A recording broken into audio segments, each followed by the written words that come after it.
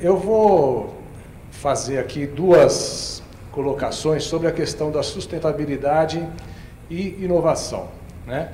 Eu sou consultor de empresas, como vocês já ouviram aí na minha apresentação, e eu trabalho dentro de uma área específica, que é a área de inteligência empresarial, né?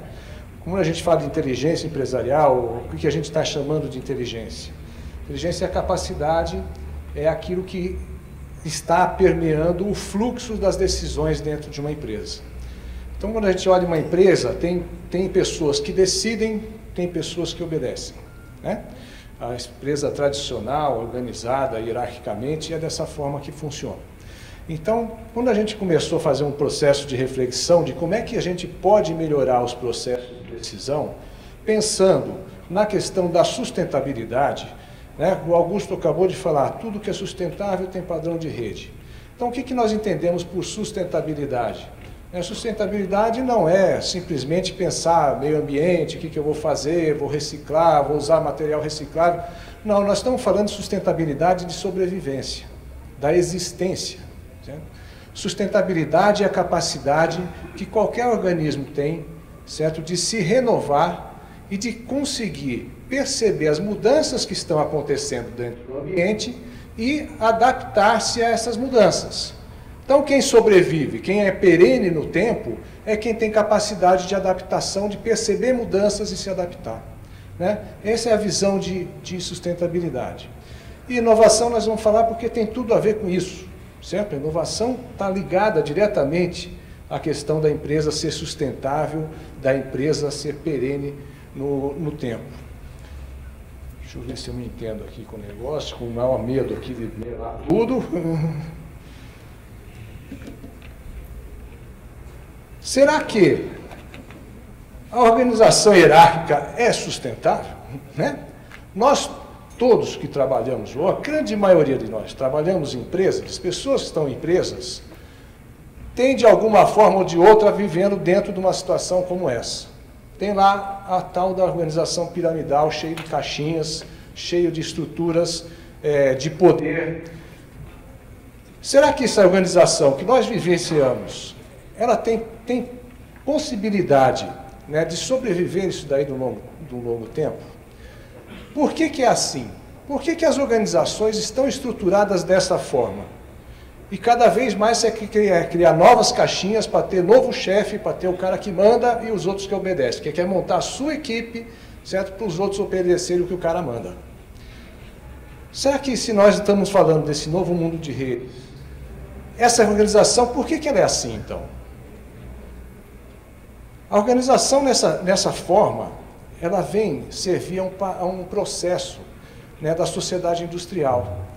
A sociedade industrial, que nós vivemos aí fortemente desde o começo do século passado, né, nós tínhamos a necessidade de organizar a produção.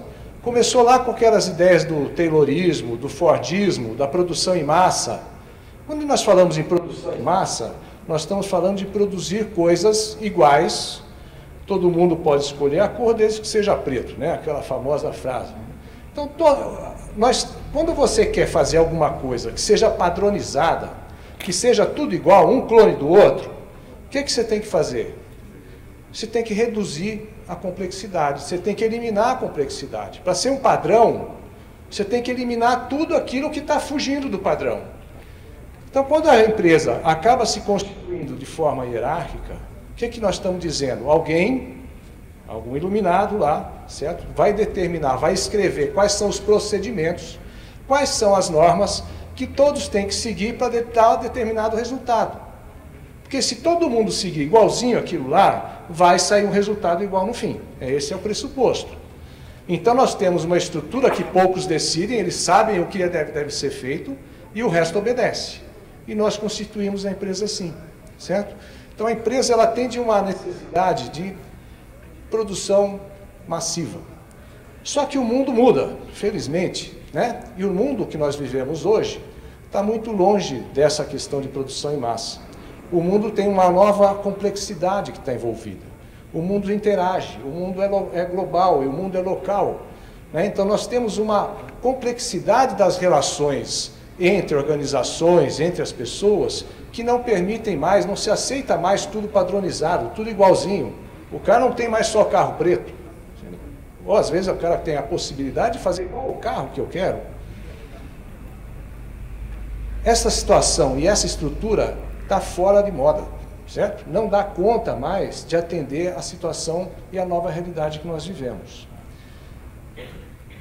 Então, o que nós estamos falando? Se esta estrutura é uma estrutura que começou nas linhas de produção, e o que é a linha de produção? A linha de produção, né, tem até o filme lá do Charlie Chaplin, de tempos modernos, cada um tem a sua função na linha de produção. Eu aperto o parafuso aqui, o outro enrosca um negocinho aqui, o outro aperta ali, é isso, né? Nós entramos no mundo da superespecialização. Então o cara, ele fica super especializado em uma determinada função. Para quê? Para que o cara seja super especialista em alguma coisa, ele vai fazer muito bem aquilo, portanto, o carro vai sair igualzinho um do outro. E se nós extrapolamos isso, certo? A linha de produção veio para os escritórios. Toda a parte escritório, né, do organograma, o que é? Nada mais é do que a linha de produção dentro da função do escritório. Então, os vários departamentos dentro das empresas, nada mais são que pedacinhos da linha de produção ali dentro. Quisemos fazer com as ideias, até com as ideias, certo? Uma linha de produção.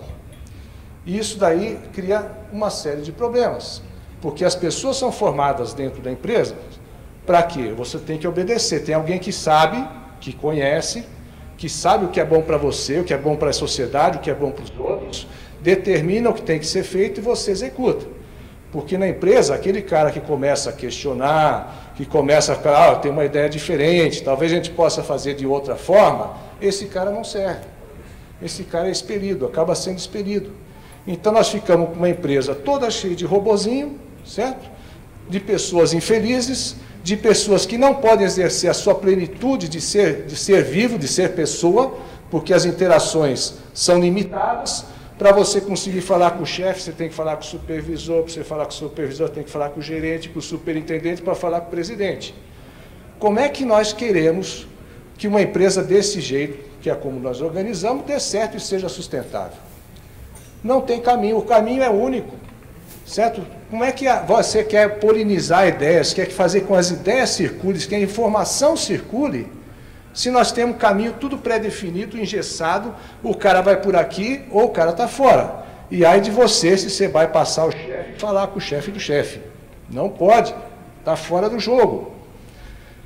Então nós vivemos uma contradição enorme. As empresas, hoje, para sobreviver, o mundo está numa velocidade tal que exigem decisões cada vez mais rápidas. Certo? Nós temos que decidir rápido, temos que adaptar rápido, porque está tudo mudando rápido. Ao mesmo tempo, se nós olhamos a figura do decisor, do presidente, do diretor, que tem que decidir alguma coisa, esse cara, coitado, tem o dó. Por quê? Essa pessoa, ele vai carregar uma carga no ombro dele, onde, ao mesmo tempo que tem que lidar com um mundo muito mais complexo, com um volume de informações muito maior, que a internet trouxe para nós, o acesso instantâneo, acabou a dimensão espaço-tempo, nós temos acesso a qualquer coisa que acontece do outro lado do mundo de imediato. Ao mesmo tempo, nós temos trilhões de informações na internet, terabytes. Eu tenho que entender, ter capacidade de processar esse volume de informações, lidar com a complexidade que é o mundo hoje e ser mais rápido na decisão. Isso é um paradoxo. E o que acontece? As empresas decidem no escuro. O cara vai decidir na intuição, porque ele tem que decidir, certo? Ele vai fazer as coisas sem estar processando aquilo que seria o melhor e aproveitando de melhor, que é o que ele tem dentro da empresa, que são as pessoas. Então, essa estrutura de centralização, de hierarquia, ela engessa a empresa. Ela diminui a possibilidade da empresa competir, se nós entramos nessa linha, certo? De se manter viva dentro do mercado, produzindo produtos e serviços que as pessoas, que melhorem o nosso mundo, que melhorem o nosso planeta, que melhorem a vida das pessoas. E o que nós assistimos? Uma grande quantidade de empresas quebram. Tem um sujeito chamado Ari de Geus, que é um é um ex-funcionário da Shell, escreveu vários livros. Ele fez um estudo com as empresas da Fortune 500, certo? As 500 empresas maiores do mundo, que tem lá o ranking da revista Fortune. Ele pegou e fez um estudo, desde que começou a fazer a publicação disso, para ver o tempo de vida das empresas. Qual a conclusão que ele chegou? Que, em média, as grandes empresas, que estão nas maiores 500 maiores, vivem, em média, 40 anos. Certo? Esse é o tempo de sobrevida que tem uma empresa. Ou seja, a empresa não tem perenidade, certo? Ela vive 40 anos, em média, e morre. Poucas são empresas que têm mais de 100 anos. Mais de 200 anos, então, tem 2 ou 3 empresas japonesas. Não tem.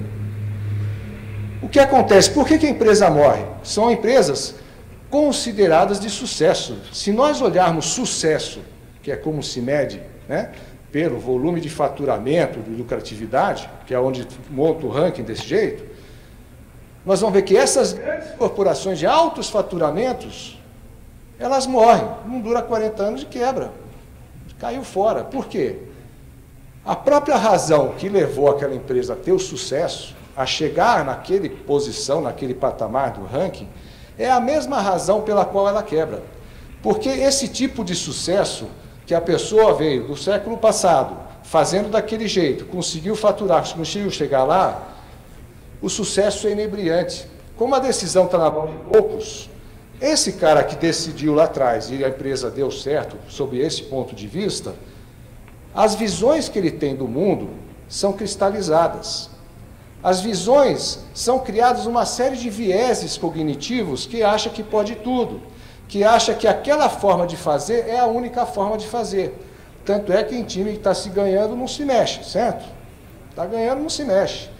E o que acontece? Quando você cristaliza, vira crença, vira pressuposto, o mundo vai mudando e as pequenas mudanças que estão acontecendo, a empresa não enxerga. Certo? Porque, falando da empresa, dos decisores. Primeiro porque a informação não chega lá. Tem que caminhar tanto na estrutura que a informação que está na ponta, está vivenciando, essa informação chega lá no CEO de que jeito? Quando chega filtrada por 10 níveis para chegar no cara. Certo? Então não tem a realidade, não está na mão a realidade. Certo? A coisa está mudando e nós continuamos vendo o mundo daquele jeito. Nós somos os bons, nós somos os melhores, a melhor tecnologia, a melhor empresa, blá, blá, blá. Tudo muda e, de repente, quando vai ver, está tarde demais e a empresa acaba quebrando.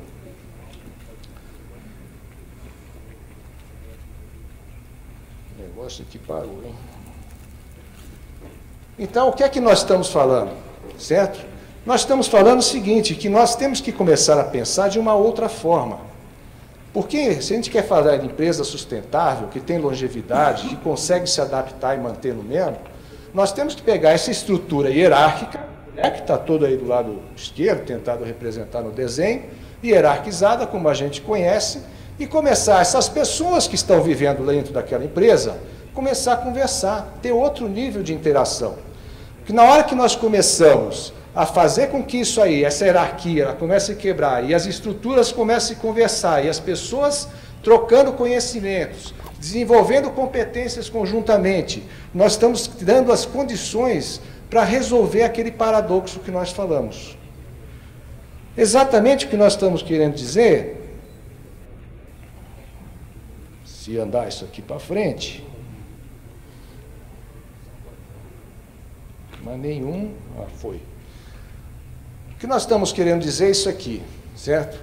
Nós temos a possibilidade de criar um super cérebro na empresa.